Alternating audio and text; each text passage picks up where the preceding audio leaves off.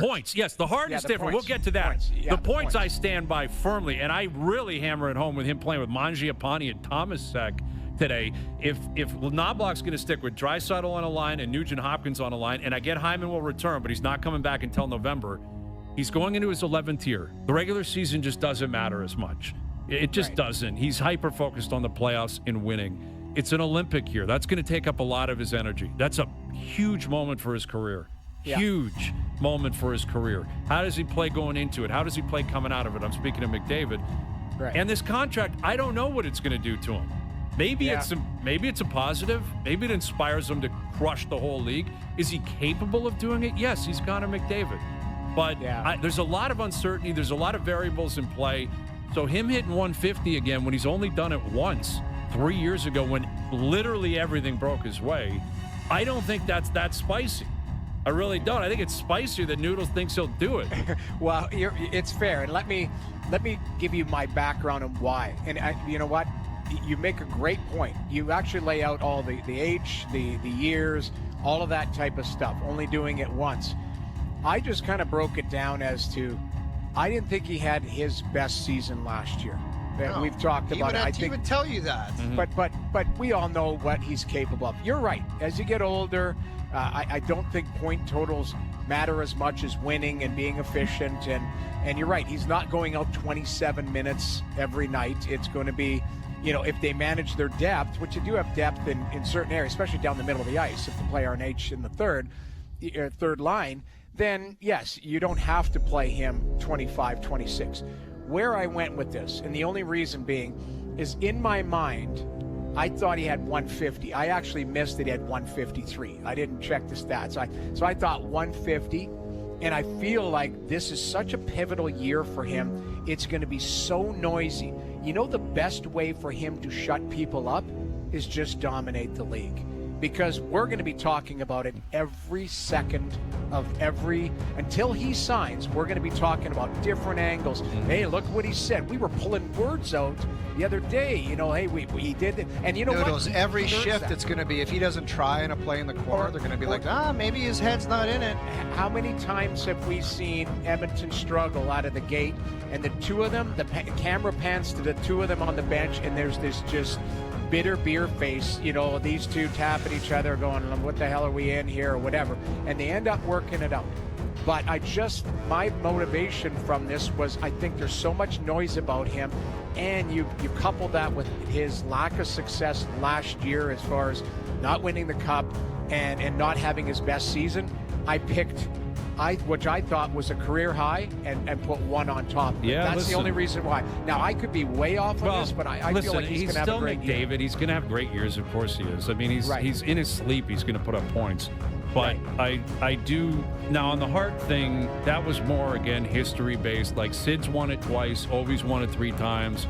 Lemieux won it 3 times. He's already won 3. It's tough to get 4. Like that's your Gretzky territory. Like that's what we're talking about, and it's very difficult to do it. Is he capable of doing it? Of course. He ends up with 140 points and is the best player in the league. He probably wins it. So don't necessarily, I guess I could go back and possibly soften that take. And that was more of a throwaway point. The 150 was the real point. But I will say this, everyone's put thought into the contract and stuff. Don't you think he's made up his mind if he's staying or not? Like, is there really a feeling that's just going to pop up? And don't you think he's made up his mind? I think, of course, he's already made up his mind. Like, do you think Mangiapane is just going to go nuts in training camp? Exactly. He's going to be like, that's my guy. I think he's made up his mind. It's a massive life decision. I'm not saying he hasn't made up his mind that he's staying. Maybe he. I'm not defining it one way or the other. I think he's made up his mind if he's going to be an Oiler beyond this year or not. And I think there's a couple things that I've unpacked from his comments over the last, whatever while since he's been.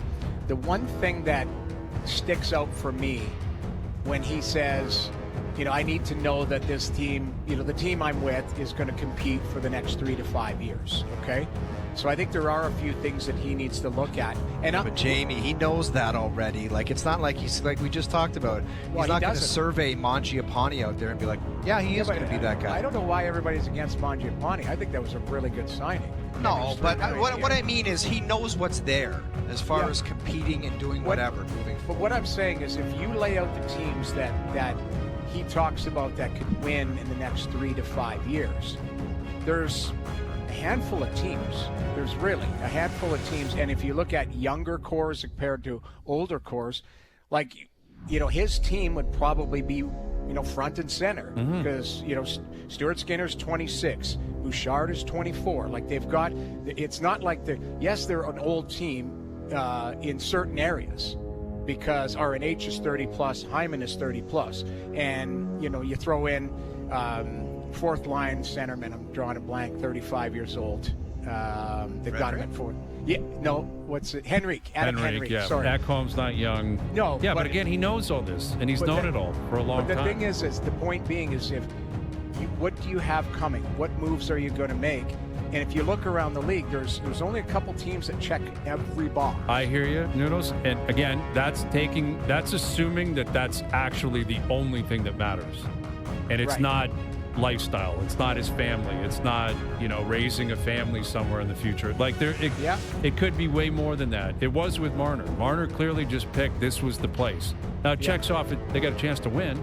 And Marner's different than McDavid, but it was pretty clear. He was like, I got the opportunity to go, and that's where I'm going, and I'm taking it. And again, if it's about winning, which I would have to believe is at the highest of the priority list, but it's not everything. And that's what I'm saying. He knows. He knows by now. I think he knows.